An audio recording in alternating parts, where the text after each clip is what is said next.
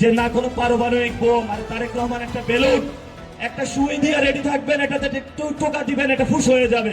ভয় পাওয়ার কোনো কারণ নাই। তারেক রহমান একটা কাগুজে বাঘ, এটা আসল বাঘ না। সরকার একটা ভয় পাচ্ছে তারেক রহমানকে, যে এই তারেক রহমানের চাপে সরকার হলো ব্যালেন্স হারায়া পেলে কখনো আমাদের উপর অস্ত্র চালায়, কখনো সরকার নিজের উপরে অস্ত্র চালায়। আমি সরকারকে আহ্বান করব, ভয় পাবেন না। তারেক রহমান একটা কাগুজে বাঘ, এটা আসল বাঘ না। রয়্যাল বেঙ্গল টাইগার যদি বলেন তাহলে ইনকিলাব মঞ্চের বাইরা তাদের সাথে থাকবেন। যদি আর হামলা করতে আসেন এই রয়্যাল বেঙ্গল টাইগারদের উপরে যদি হামলা হয়, বাংলাদেশের মানুষ কিন্তু বসে থাকবে না ইনশাআল্লাহ।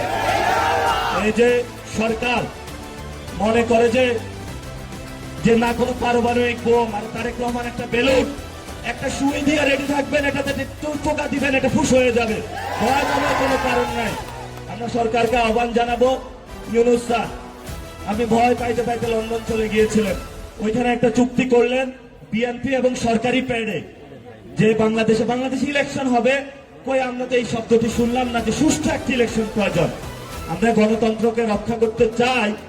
এখন আপনি বললেন যে একটা রোগীকে চিকিৎসা করা হবে, সেই সুষ্ঠু চিকিৎসা আছে কিনা, অ্যাফোর্ডেবিলিটি আছে কিনা, সেটা তো আমাদেরকে লক্ষ্য রাখতে হবে।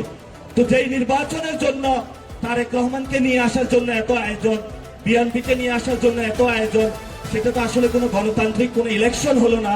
এটা ইলেকশনের নামে তারেক রহমানকে নিয়ে আসার জন্য নির্বাচন কমিশন কর্তৃক একটি সিলেকশনের মধ্যে এই সরকার যাচ্ছে।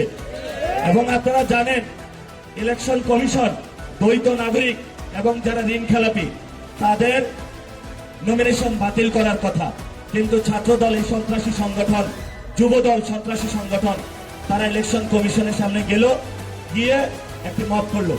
মব করার মধ্য দিয়ে এই ঋণ খেলাপি এবং যারা দুর্নীতিবাদ, চাঁদাবাদ, এদেরকে সংসদে নিয়ে যাওয়ার ব্যবস্থা করলো। ওসমান হাদি ভাই একটি কথা বলেছিলেন যে উনি বেঁচে থাকতেন যদি এই চাঁদাবাজ, সন্ত্রাস, দুর্নীতিবাদ তাদেরকে সংসদে দেখলে উনি তাদের ঘুম হারাম করে দিতেন। কিন্তু ওসমান হাদি ভাইয়ের অনেক সহযোদ্ধা পৃথিবীতে এখনো বেঁচে আছে, যারা চাঁদাবাজ, সন্ত্রাস, দুর্নীতিবাজ। আপনারা মনে করবেন যে এক ওসমান হাদি চলে গিয়েছে, আপনারা খুব আরামে থাকবেন, লাভ নাই। হাজার হাজার লাখ লাখ বাংলাদেশে ওসমান হাদি তৈরি হয়েছে। শুধু ঘুম না, আপনারা যদি জেগে থাকেন আপনাদের জাগনাও তারা হারাম করে দিবে ইনশাআল্লাহ। যদি তোমরা মৃত্যুবরণ করো চাঁদাবাজি করে, সন্ত্রাসী করো, কবরের উপরে কেউ আমরা লিখে দিব এই হলো চাঁদাবাজ, এই হলো সন্ত্রাস, এই হলো দুর্নীতিবাজ, যেভাবে মীর জাফরের উপর কবরের উপরে লিখে দেওয়া হয়েছে।